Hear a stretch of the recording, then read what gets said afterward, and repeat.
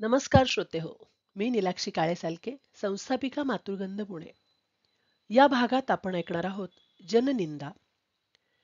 जिच्या वाट्याला जननिंदा कधीच आली नाही, अशी व्यक्ती कोठे जन्माला आल्याची नोंद नाही. निंदा ही एक लोकप्रतिक्रिया असते. आपली मते, विचार किंवा जीवन पद्धती ज्यांना मान्य नाही किंवा आपले जगणे आणि वागणे ज्यांना रुचत नाही, अशा व्यक्तींचा आपल्याविषयीचा प्रतिकूल अभिप्राय म्हणजे लोकनिंदा. ही निंदा तशी अटळ आहे. अशा निंदेचा परिणाम आपल्यावर घडू न देणे हे आपल्या हाती आहे. निंदेला तोंड देणे शक्य आहे, पण निंदकाचे तोंड बंद करणे केवळ अशक्य आहे. आपली अविचल आत्मश्रद्धा हेच आपले संरक्षक कवच होय. श्री अक्कम्मा देवी या नावाची एक वीरशैव संत कवयित्री होऊन गेली. बसव, प्रभुदेव, अल्लमप्रभू या 12व्या शतकातील वीरशैव संतांच्या प्रभावळीत अक्कम्मा शोभून दिसत असे. ती एक तपस्विनी होती, पण तिचे स्त्रीत्व व रूपसंपदा तिच्या वाटेला आली. तिच्या शिवभक्तीची थट्टा झाली. या थट्टेमुळे आणि निंदेमुळे ती ढळली नाही. ती म्हणत असे, वनात घर करून हिंस्र पशूंना भिवून कसे चालेल? समुद्रकिनारी घर करून लाटांना भिवून कसे चालेल? बाजारात घर करून आवाजाला भिवून कसे चालेल?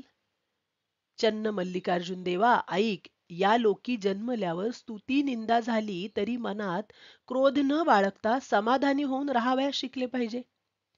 समाजातील सज्जनांनी शेवटी वागावे कसे? शेजाऱ्या पाजाऱ्यांनी नाके मुरडली तर करावे काय? धर्मकारण, राजकारण, समाजकारण, व्यक्तिजीवन या सर्व क्षेत्रात धुळीचे लोट उठत राहतात. तरीही भल्या माणसांनी आपले स्वत्व आणि सत्व सोडू नये, असे अक्कम्माचे सांगणे होते. अक्कम्मा म्हणते, चंदनाला तोडले, कोरले, झिजवले तरी सुगंध देण्याचे ते सोडील काय?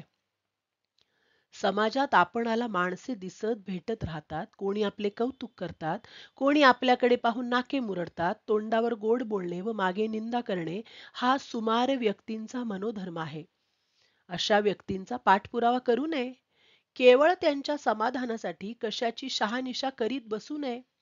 असे करीत बसले तर आपल्या मनःशक्तीचा अपव्यय होतो. जग काय म्हणेल याचे गणित मांडत बसू नये. आपली विवेकबुद्धी काय म्हणते त्याकडे लक्ष द्यावे. इतरांनी केलेली आपली निंदा आपण विसरावी व स्वतः कोणाची निंदा करू नये, एवढेच एक तत्व पाळावे. याचा अर्थ असा नव्हे की आपले प्रांजळ मतभेद आपण व्यक्त करू नयेत. अत्यंत विनयाने आणि तरीही योग्य तेवढ्या सुस्पष्टतेने आपली वेगळी मते बोलून दाखवावीत. कोणाला मुद्दाम डिवचू किंवा खिजवू नये. कोणाची अनावश्यक, अप्रासंगिक व अप्रमाण स्तुती पण करू नये. तोंड देखलेपणा कटाक्षाने टाळावा. समर्थांनी म्हटल्याप्रमाणे वागणे सरळ, निर्मळ, कोमल असावे. विरोधाचा वारा सहन करावा. निंदेच्या पावसात भलेपणाची छत्री उघडून धरावी. धन्यवाद.